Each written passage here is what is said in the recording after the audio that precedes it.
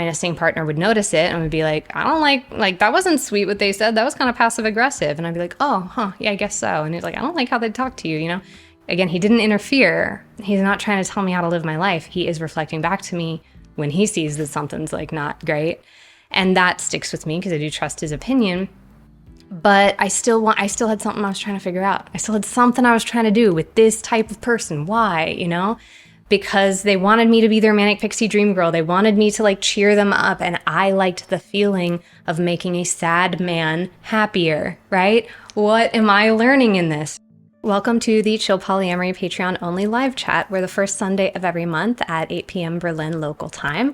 I welcome all paid patrons to come and ask me anything you want. Ask me about non-monogamy, ask me about life in general, you know, and I will offer feedback. I'll give my opinion based on my experience of 13 years in polyamory. Take whatever rings true for you, whatever you think might suit you. Leave the rest is probably for somebody else. If you're watching this on YouTube afterwards and you want to join next time, I do this monthly and I'm going to do an extra one this month. So in a couple of weeks, you know, sooner rather than later, you can ask a question specific to your situation. You can, you know, for $3, you know. So if that appeals to you, you can go to patreon.com/chillpolyamory. I will put the link up here somewhere. Patreon is also where I offer a pen pal service if you want to email back and forth, and a library of a few hundred polyamory resources. So hopefully it feels like you're getting your money's worth. So happy to see you all here. Let's get started. Okay, first question is, how do you parse if negative emotions are mononormativity or something else? I had two experiences recently that made me go, One is a couple that I know. I'm friends with a woman, and the couple will sometimes be affectionate in front of me, gives me the ick. The man is married, but his wife is out of the country, and I find myself wondering if I just don't like their PDA, if I'm skeptical about him truly valuing my friend, what it'll look like when his wife returns, etc. So am I just being judgy because a part of my brain still reads this as quote unquote cheating, even though it's supposedly all above board? The second situation, they say, was in my own relationship after my partner had a first date. The date texted him, "I miss you already," or something like that. And he responded, "I miss you too." I saw this, and when we talked about it, I realized that I had assumed he was just lying to get a second date, not that my partner actually missed somebody. So do you have any questions to help me dig into moments like this, right? This is it, right? People always say, do the work, right? What does that even mean? It means like being thoughtful of the thoughts that come up. And why did I think that? Why did I react that way, right? And sort of like teasing that out to see if that's something that you want to act upon or if that's something you want to let go of. That is a daily practice, you know? And so let's start with the first one with your friend that's doing this PDA with this person. I guess my first question is, do you feel protective of your friend? Because that can happen, you know, it can come from a place of love where you're like, I don't trust this guy. What is he up to? Right. What, you know, like, and it's not that like, I guess, do you have other evidence that something might be weird or sketchy? Or is it just that you've not yet seen green flags to trust this person? Hisai, my pit bull is looking for almonds. I lured him in here to be quiet with almonds, and now one dropped, and he's on a hunt. I don't know if I can show the zoom. This little guy, he is ass out looking for almonds. Okay. Okie doke. So that's my first question is it out of love for your friend? Another thing that when I get a reaction like this, I'm like, what does it do in my body? Like, what's happening right now? That can give some information, right? So like, if I get like really shocked, where's the shock coming from? Is it because I've never seen something like that before? Is it because like I have anxiety? It's because when I have PDA, it means something specific, and I think that's what it means for them, right? Like, if that tightness happens, what is the tightness? If there is disgust, where does the disgust come from? I used to have disgust in response to partners coming home from dates with like marks on their body because of kink, right? And I was like, why do I have that disgust? Because I want to be sex positive. I don't like logically have a problem with any of this. I'm actually happy for them that they're exploring themselves, but then I see it and I'm like, gross, right? That is something that we want to just talk about non-judgmentally, curiosity, like, And yeah, I grew up with a lot of messages that still are like kind of baked in there that I'm trying to like get out, you know? But every time you stop it, look at it, name it, think, do I want to let this go? It gets easier the next time, it gets faster the next time. And now when a partner comes home with marks, I'm like, I'm so glad you had a nice time, right? Like I actually have warm and fuzzy feelings, but we only get there through the other shit, which is less fun. So yeah, what's happening in your body? What is that trying to tell you? You mentioned the second situation, right, with your partner, that you assumed he was lying about missing somebody after a first date. So whenever a person assumes that a partner is lying, I'm like, did something happen? Like, did they lie? Like, are there other lies in the mix that you still feel hurt by? Is this part of a pattern, right? Like, do you have a reason to jump to that conclusion first based on this person and this relationship, right? Sometimes our ex gave us a really good reason and we're still reasonably tight, you know, like jumping to that conclusion because our brain's trying to protect us and look for patterns and not make history repeat itself, right? Like we understand why that happens. But if you don't have evidence from this person of bad intent, can you remind yourself of that? You know, can that be something you anchor in reality of like, where is this coming from? And do I have a reason to assume bad intent? I also ask, like, is my brain reminded of anyone? It's kind of like linked to that, right? Like if, so you said that you assumed he was lying to get a second date, assumed he was manipulating in a very specific way. Does anybody come up in your mind? You're like, just like this person used to do, right? Like, is there a person that you might still have tight feelings about that you want to work on? Like, I'm still not over what my ex did to me because it hurt so bad. And now I'm bringing that into this relationship. Let me maybe, you know, process those feelings a bit more so I can let go of that and not put that on you, that kind of thing. So, yeah, that's something that a mentor gave me some years ago, was like, if somebody is doing something unrelated to me and not hurting anyone and it bothers me, well, who is that person to me, right? Like, are they giving me vibes of my mom, right? Like it's, if we have a big reaction to something that doesn't directly affect us and isn't hurting anyone, then it's usually like hitting some sort of nerve that can be helpful to dig into, right? If you have the energy for that. I'm glad you're asking those questions. I don't know, I hope that helps. You know, that's what comes to mind for me. Okay. Next question. When I meet someone and they already have a quote unquote established relationship or partners, that's fine, and I feel very secure in this. But when new people come into the equation, I feel very panicked, dysregulated, and uncomfortable. I'm trying to work out why I feel like this and what I can do to work through this. Have you ever had this type of feeling? Yes. Patrons, I don't know if you saw last week's post, but I was sharing a little bit about like, so this new person that I'm seeing went on a date with someone else who's new, and they also have a long-term nesting partner. Now, I felt totally at peace about the nesting partner, but I'm like, I'm new, this local person's new, you know, like that's a variable. It's like not part of a norm. And so it can like make me feel a little tight. It's like, I don't want to oversell it or exaggerate it. It was very minor, but I was aware of it. And I don't even want to ignore minor tensions because then they can grow, you know? So, yeah, like they came back from the date and they were all glowy and they're like, it was such a great connection. And I was like, I'm very happy for you. B, I'm realizing that I have some envy that they are local and like they're a newer person. So, you know, I don't know where I stand or I don't know what normal is yet. You know, if this person is also a great new connection, all the pieces haven't landed into like, you know, a routine yet.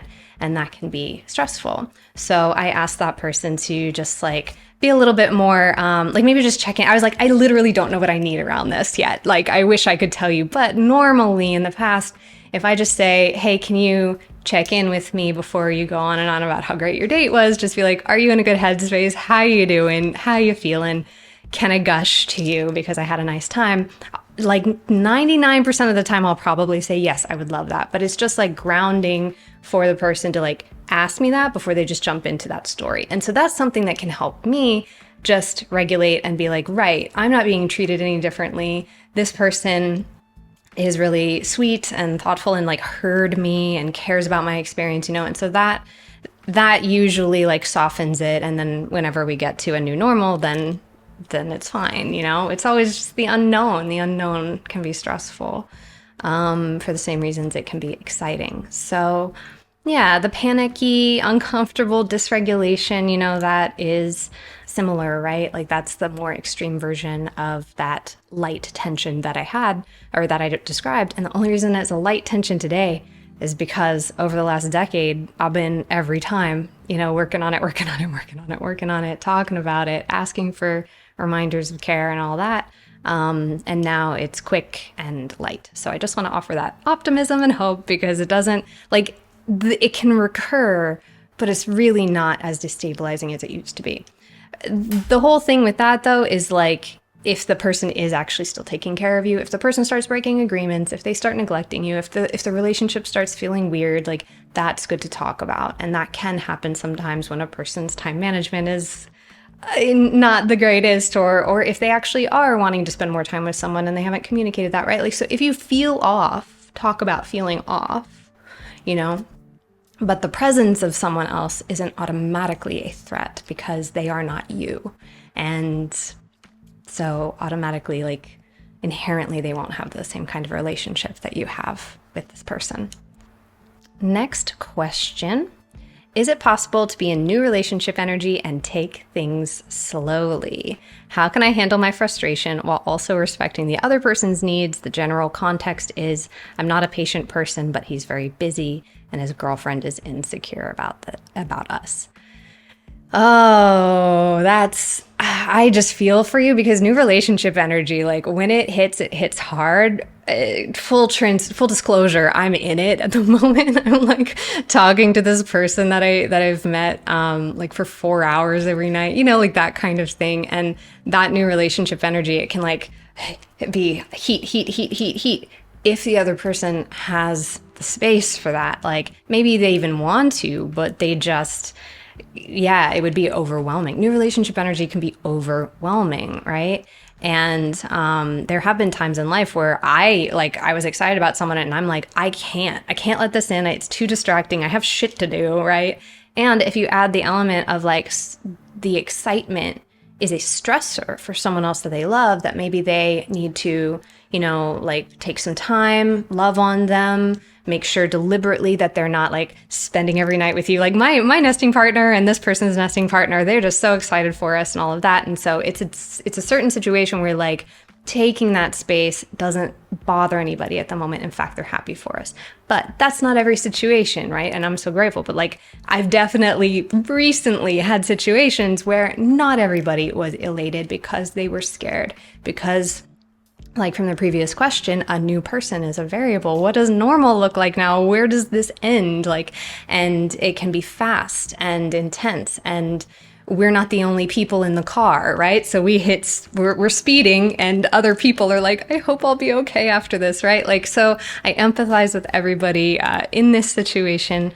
It is, if he's very busy and he's taking care of someone who's nervous, just talk with him about what feels doable that wouldn't like burn you out, right? Because if there is that urgency, like I want to see you all the time, I want to talk to you all the time, and it's just not possible, but you try and make it happen anyway, it can kind of have the opposite effect where you're like, I need to maybe not talk to you for a little while, right? It can burn you out. And so it's not all, I guess, practicing patience. I'm so sorry. That's like not a fun answer, but just practicing like sitting with this enthusiasm, maybe channeling the enthusiasm to something else. Like when I have new relationship energy and the person that I'm seeing is like off with their kids, and so I'm not going to bother all day. Okay, let me work on something. Let me put that energy into something creative, right? Like you can redirect it. You don't have to just sit and like be agitated and upset and like thinking about them all the time.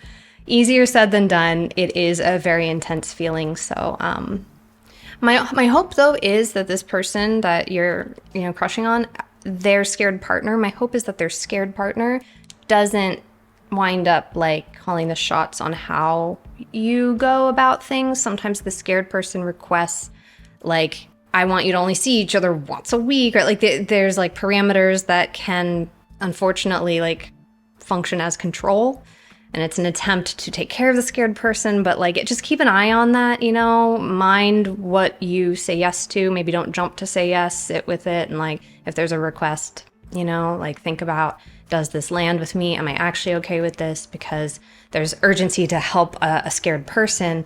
And then sometimes we like overextend and we do something that we might be annoyed that we said yes to at the very least. You know what I mean? So just like, breathing room, and trying to keep balance. We love on people, we take care of scared people, but not at the expense of other people's autonomy, right? So, okay, next question. My nesting partner and I have been together for 13 years, married for 10, and became polyamorous about a year ago. She has disabilities that cause mobility issues, fatigue, and chronic pain, and our routines at home involve me providing a lot of care and accommodation for those disabilities. I don't at all mind providing that care.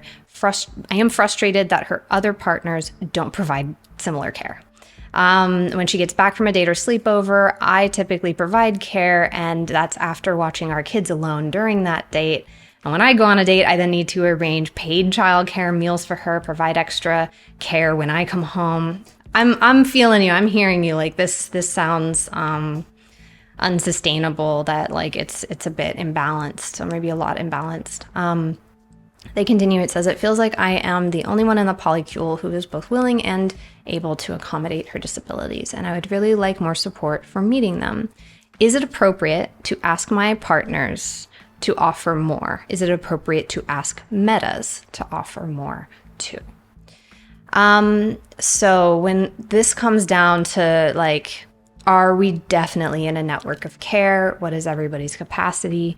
Some relationships, like sometimes a relationship is quite like, I don't know, not light, but not as integrated. Like sometimes people are like, I'm dating someone, we have casual sex, we have a fling, but like that person literally would not be a good support person or isn't able to be reliable, or they don't want to, or whatever. Like, so I guess what's the nature of all of the relationships, and would people have the capacity to, you know, help lift rising tide, lifting all boats type of deal, you know?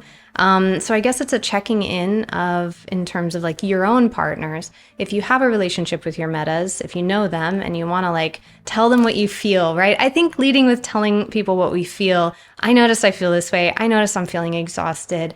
I just don't know what the answer is. And what do you think? Like, you know, and sort of like opening it up in this vulnerable brainstorm if you have that kind of relationship with them, right? Huge caveat. But then it can be like, nobody is like having a demand on them, but it is like a brainstorm. What is possible, right? What might we try next, you know? And that doesn't mean that's what you then do forever. It's like, could we try this next week and see if I'm a little less exhausted, right? And definitely with your own partners. I've been a support person for people who were caregivers, right? Caregivers need caregivers. And so like they'll go and they'll feel quite tired and quite burnt out. And I've been like very happy to, you know, love on them and give extra because they're coming with like a little bit depleted.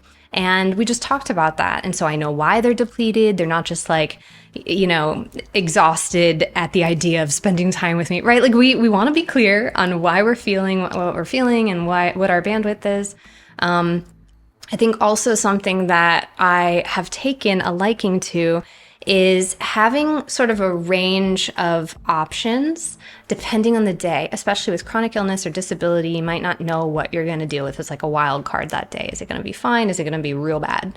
And so in that way, like if there's a plan, oh, well, if the pain is at a 5, maybe the plan goes this way. If the pain is at a 1, maybe it goes this way. And just having options for how things could play out so that you can be like responding to whatever the day puts on you rather than having to like always provide a certain kind of care in a certain kind of way.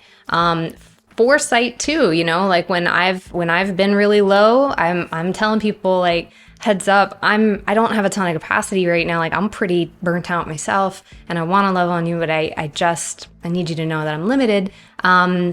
Can you know, talk with other people and get some extra support somewhere else? Can I be your third person that you text when you're having a really rough time rather than your first person, right?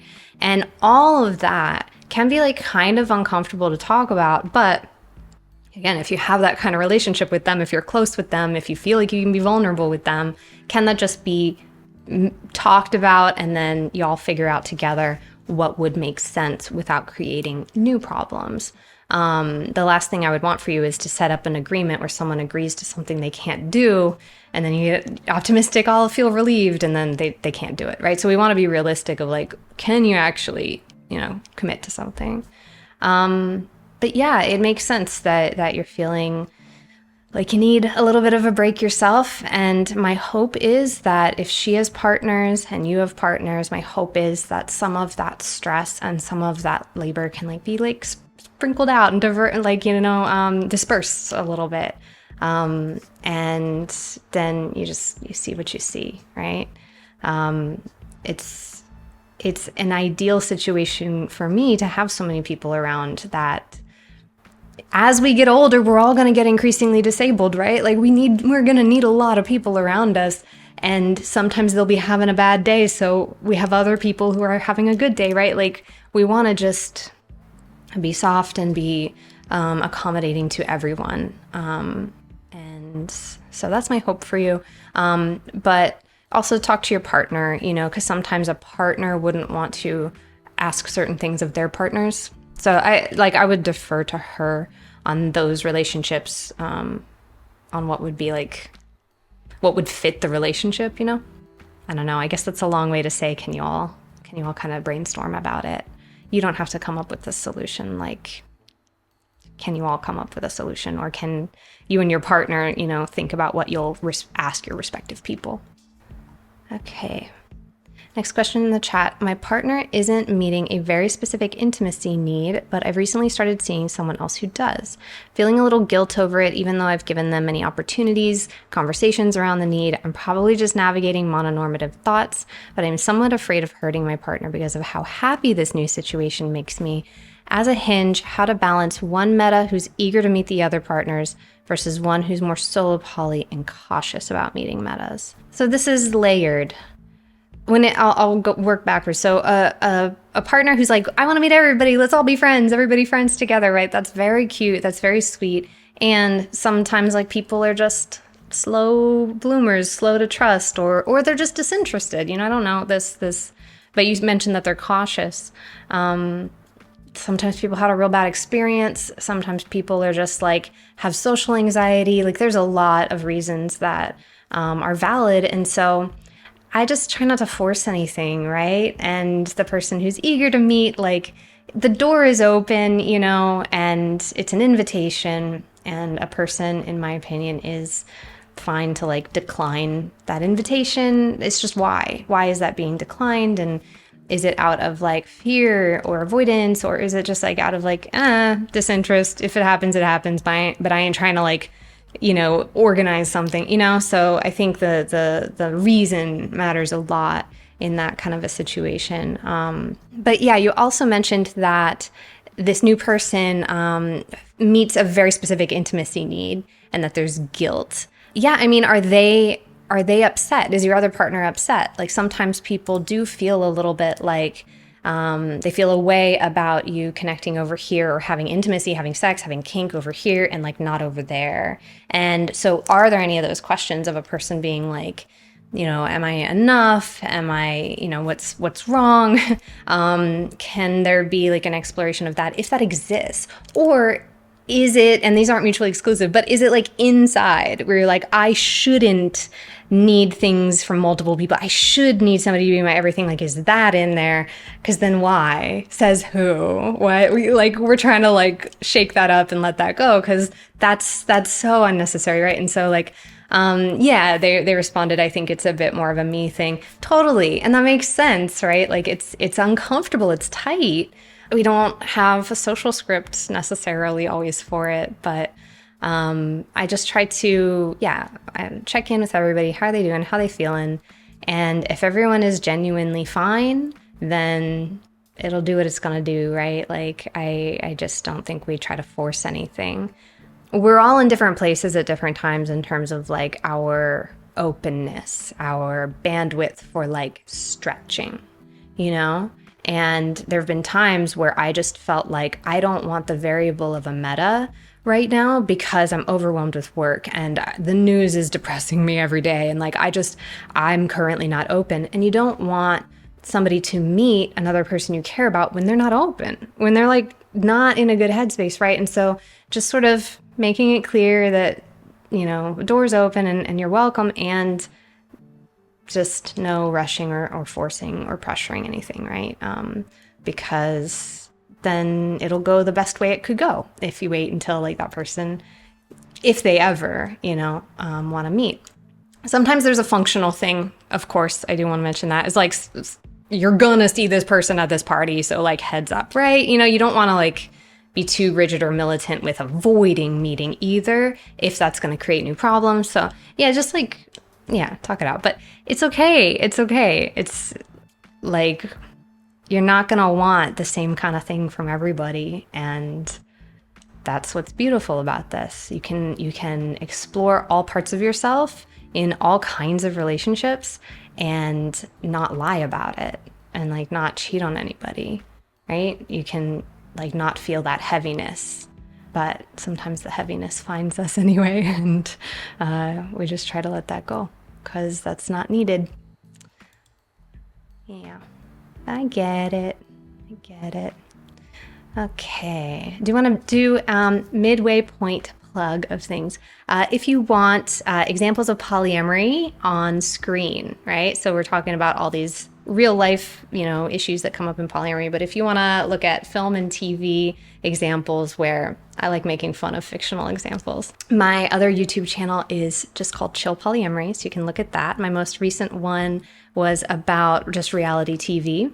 And my next one is going to be Steven Universe. So, and also the non-monogamy storytelling podcast, I Could Never. Check that out. It is on all of the podcast platforms. And season 3, spoiler, is going to have an episode of me spontaneously meeting a metamor. It just kind of happened. Like, so season 3 it's going to take a little minute for me to, because we're also bringing video to it. It's going to take a minute to release. But this new person that I'm seeing, we had him on the podcast with my partner, and we're like, oh, we're going to have a podcast episode with like 2 metas meeting for the first time. And then his partner walks in and just like comes home from work, and we're like, hey, do you want to hang out? Like, and it's my first time meeting her, and that's just all on camera. That's just all on camera now. Like, that's just on screen. So stay tuned for that. The podcast is called I Could Never. You can listen to the other 2 seasons in the meantime. Okay, end of plugs. Next question in a direct message. It says, my partner hates my ex. My ex stopped talking to me after I moved away. Eventually, he opened up about having depression and apologized, so I decided it was a relationship worth pursuing and to try to be friends. But my partner was always really upset about us having calls, and I felt stressed out that after following someone else's advice, a monogamous person's advice, I cut ties with my ex. This year, I reached back out, but after a couple of hangouts, they told me that they can't really be friends because he still has romantic feelings for me and had accepted me stepping out of his life, and he isn't interested in polyamory. This is tricky. My partner says that I'm wasting my time because he quote unquote clearly doesn't care about me.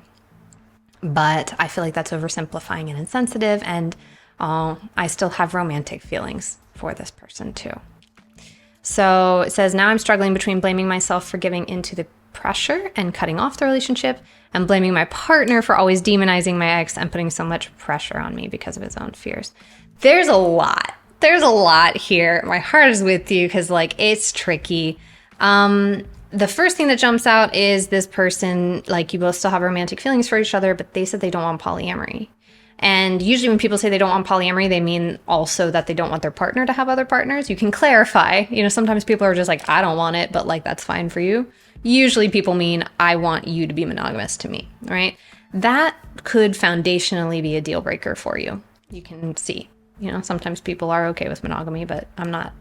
Like, you have another partner already, right? Like, and it sounds like you don't want to leave them. So, yeah, is that a unfortunately, like incompatibility of structure. That's kind of the bigger question that comes to mind here. Because when we're reshaping something, we want to make sure we're like shaping the same thing, that we're, you know, like you were trying to have this friendship still, and they're like, I can't do that because I still feel romantic towards you, right? So like reshaping into a friendship wasn't working, because you both got to want to build the same thing. And so if you want to have two partners and this person doesn't want a partner who's got other partners, then that sounds like you might be at an impasse, but you can clarify. And grief comes with that. It sounds like your other partner won't be a person who could support you with that grief based on what you described, and that's okay. You can go to other places for processing that. Welcome. I'm glad you're here, you know.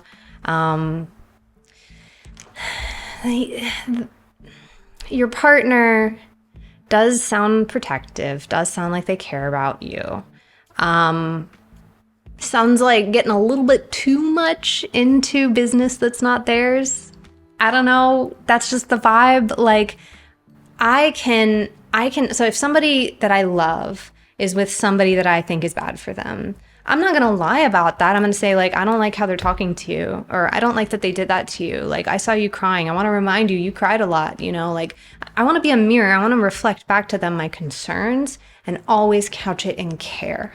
I care about you. I don't want a bad outcome, but not at the expense of their autonomy, right? Not like, oh, you're talking to them, so now I'm going to be cold and punishing because I don't want you talking to them. I'm not saying your partner did that. I'm just saying, like, for example, or they're still in your life, so, you know, I don't feel as close to you, or I'm like pissed at you because they're still in their life. If we start being punishing, if we start trying to intervene on who knows who, you know, then, as you said at the very end, you're blaming your partner for demonizing them. So when we try to interfere and be like, you should have this relationship and that one, like when we try to call the shots, even if it's coming from a place of protectiveness or love, like it's gonna create resentment, man. Like you're gonna get your partner pissed at you, because we all want to be in charge of our own lives. We all want to decide for ourselves, you know? And so if your partner doesn't want to hear about the other person, if they're like, I'm done with this, like if you get hurt again, it's going to be hard for me to be a support person. So please just, I don't want to hear about this person, right? Like they can have their own boundaries about what they hear about, what they do, and all of that for themselves. But I'm really, really wary of partners who will then overstep and start punishing and trying to tell somebody how to live. Because I don't ever see that go well. I've never seen that go well. And it's often coming from a place of love or fear, but it's like the solution to that is then creating new problems, you know? So, but to your own situation, yeah, this other person, if they don't want polyamory, like just talk to them about that. So I think it's a couple of things, right? I feel for you. Next question in a direct message. I have a quick question. I've taken a break from dating for around 8 months due to some big health issues, capital B. You're cute. I'm sorry that you have big health issues. That was just a really cute way to say it.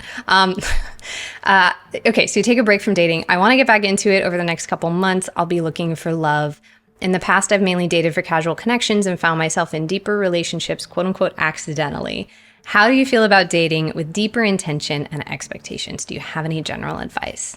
I think that's really sweet, right? Like you want love, you want depth, you want maybe longevity, maybe to build something with somebody, right? So I think that's great. A lot of people are looking for that. And I think it's good to be upfront about that, right? Like I put that on dating profiles, and whenever I hop on and I hop off, like I'm kind of a dating profiles or like dating apps when I have the extra energy for it, you know, because it can be draining. But whenever I hop on, I lead with what I'm open to, what I have bandwidth for.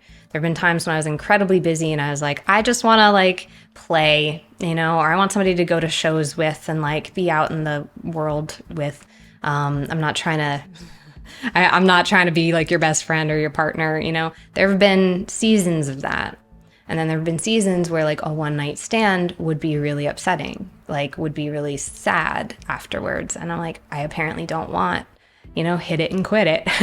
So you're noticing the season that you're in and that you're open to depth.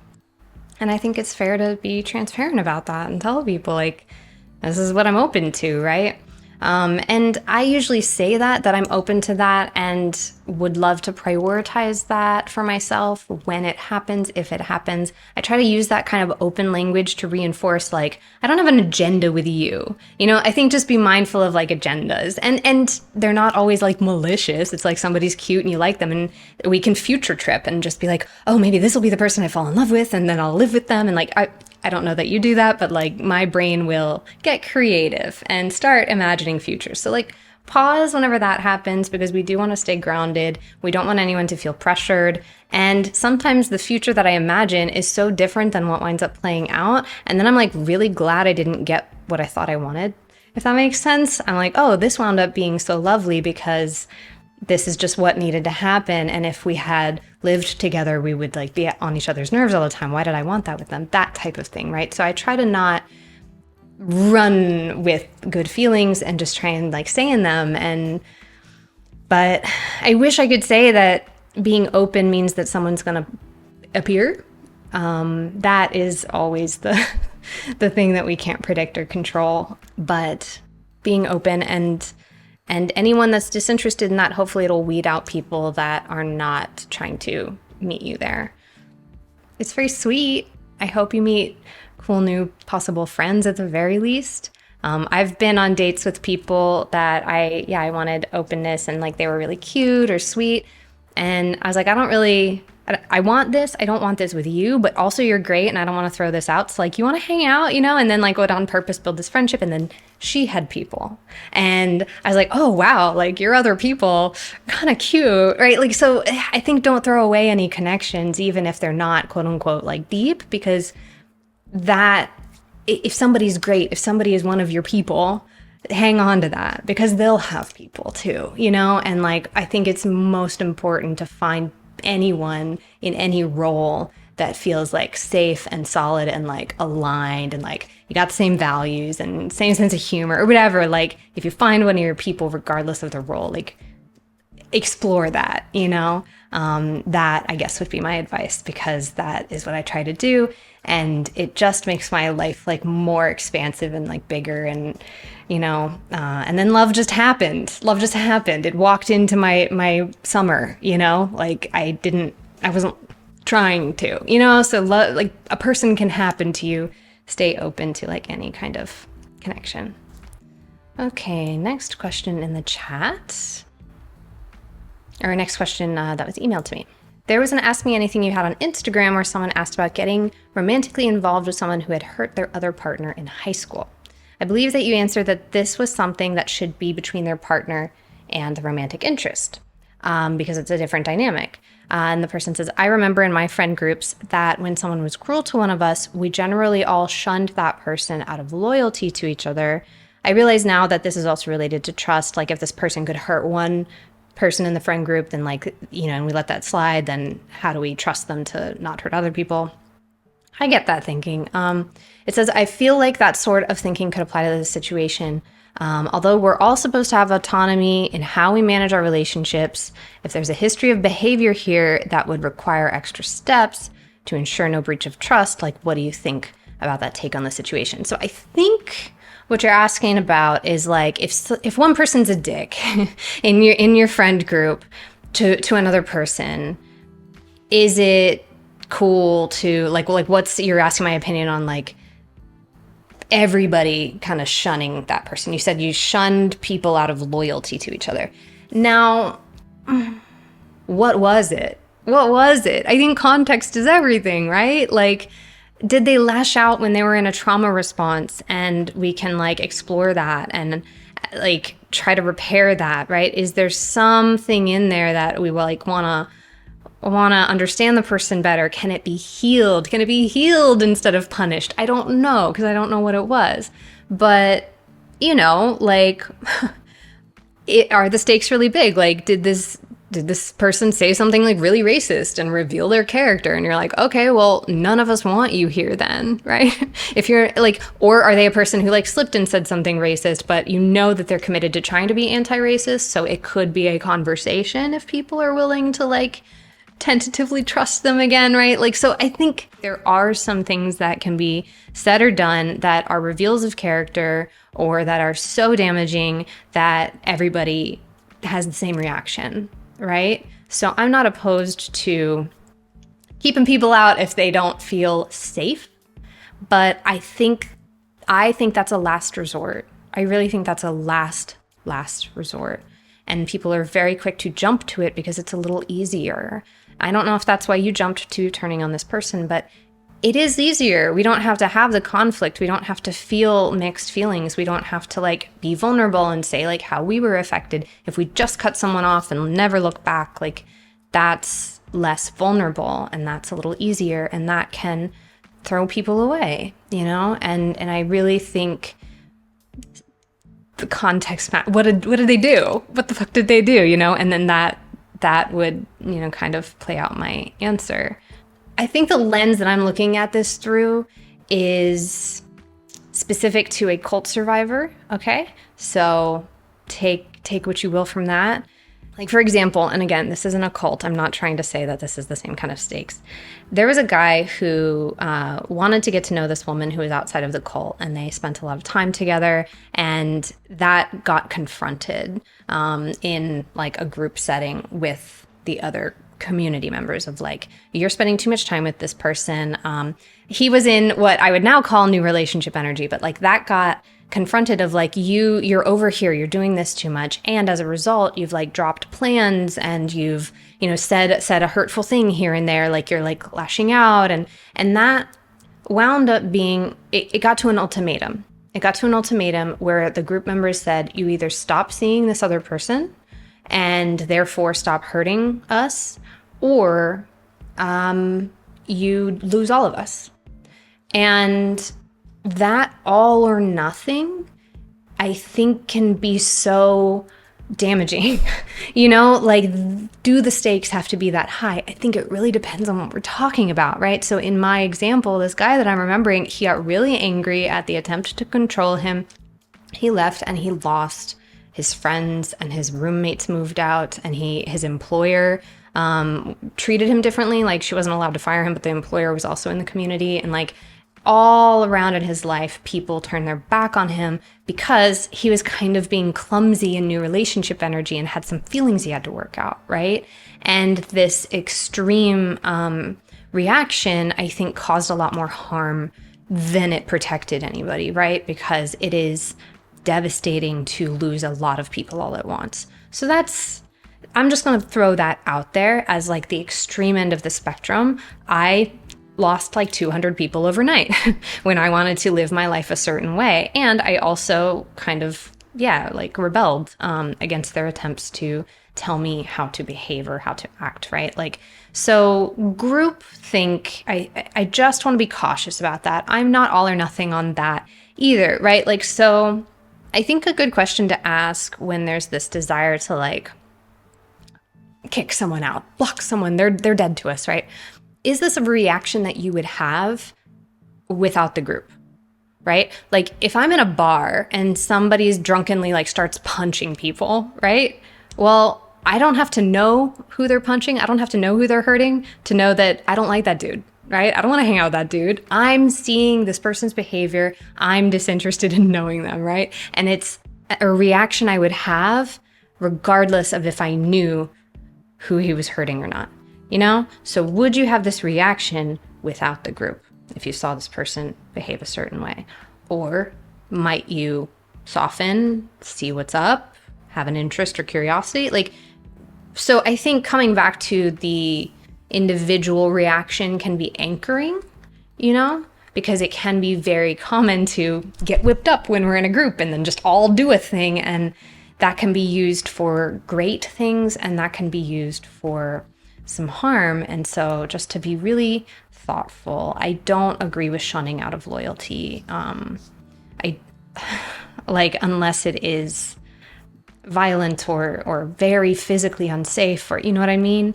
In that case, I would support it, right? So I aim to heal, not punish. I guess that is my overarching point with this.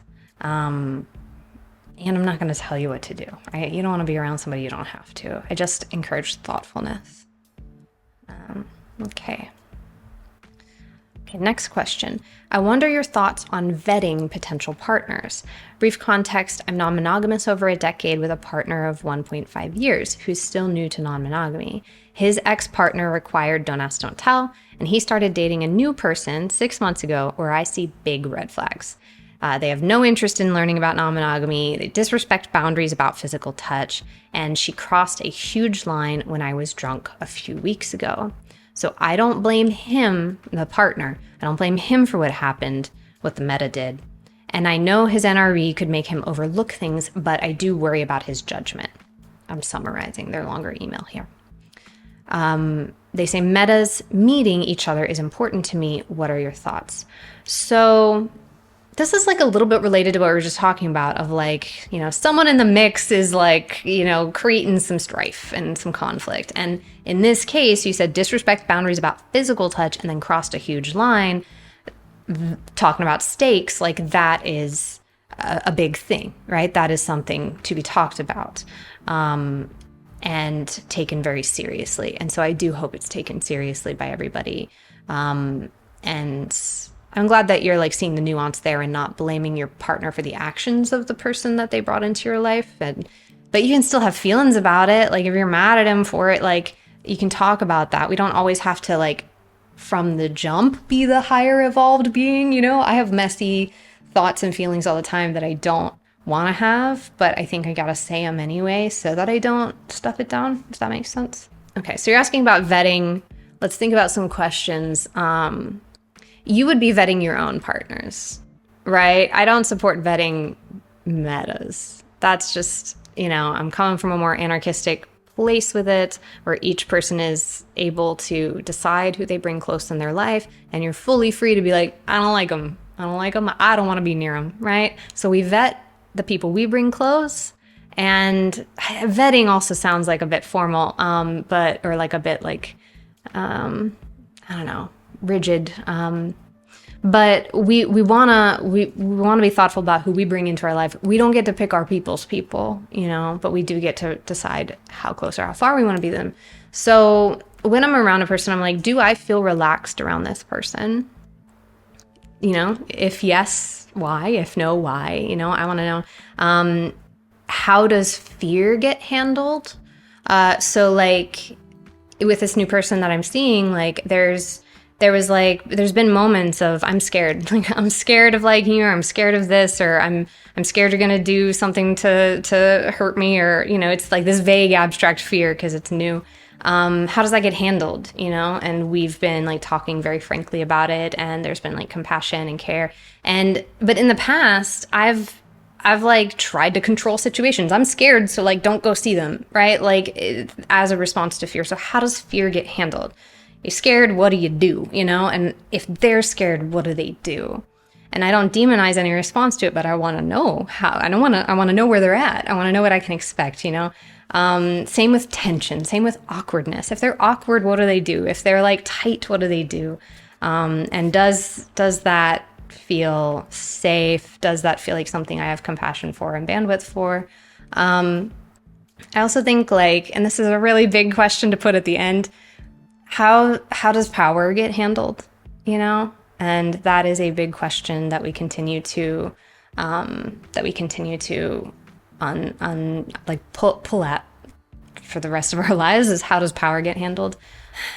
We talked earlier about, I'm going to wrap up, but like we talked earlier about this similar thing of not liking your partner's partner. I really genuinely believe that like some people are just figuring something out for themselves, right? We've talked earlier about like we're discovering different parts of ourselves with different partners. That includes what our partners are doing. You know, patterns teach us things, and you might not have a lesson to learn with them, and you might not want to be around them, and you might have very valid things you're reflecting back that you dislike. And I think that serves a very important purpose too. So I don't think we just like, you know, fake it and stepping back if we need to, if it's really bad, right? You don't have to be in anything you don't want to be in personally, but we're not our partner's parents, you know, we're their partners. And autonomy includes letting people make what we think is a mistake, and maybe it is a mistake. At the very least, it's detachment work, and it is at the very least going to minimize resentment at being told how to live, because none of us want that, right? So compassion and honesty and letting them go. Yeah, someone said sometimes the best way to love someone is to walk alongside them during a difficult and learning time. Very quickly, I'll share, I went through a string of boyfriends. All of the women that I dated, glowing, loving, like, or non-binary people too. It was like specifically men, specifically cis men. I dated back-to-back sad boys.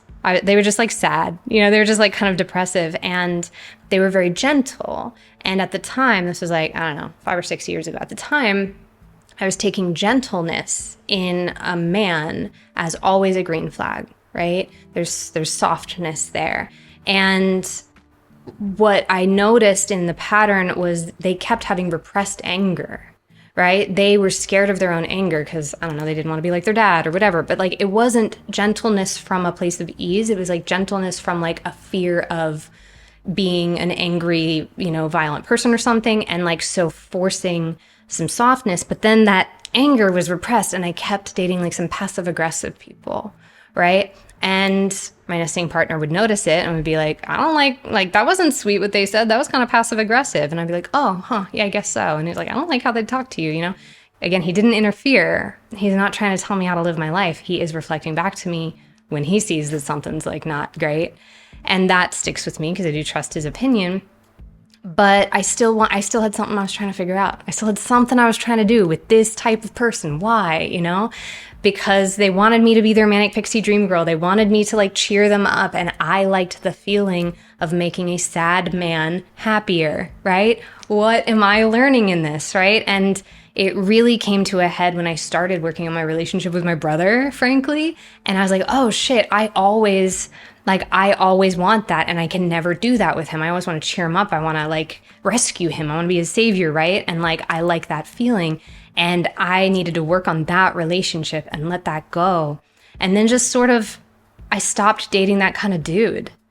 Like, and this was all in hindsight. This was all retrospective, you know, pattern recognition. I did not see it at the time, but it was something I was working through, right? And I'm so grateful that partners didn't try to tell me how to live, you know, didn't try to say, I don't like that person, therefore you shouldn't date them. I'm mad that you're dating them. Like, cause I wasn't ready yet. I wasn't ready yet to stop trying to recreate the cycle, you know? And it can be hard to watch somebody go through a learning process, but I'm grateful that I felt like I had autonomy in that I was making my mistake. That's my mistake to make. That's my mistake to hurt again in a similar way as the original relationship that I'm trying to recreate, right? It hurts. This pain is familiar. Why is this pain familiar?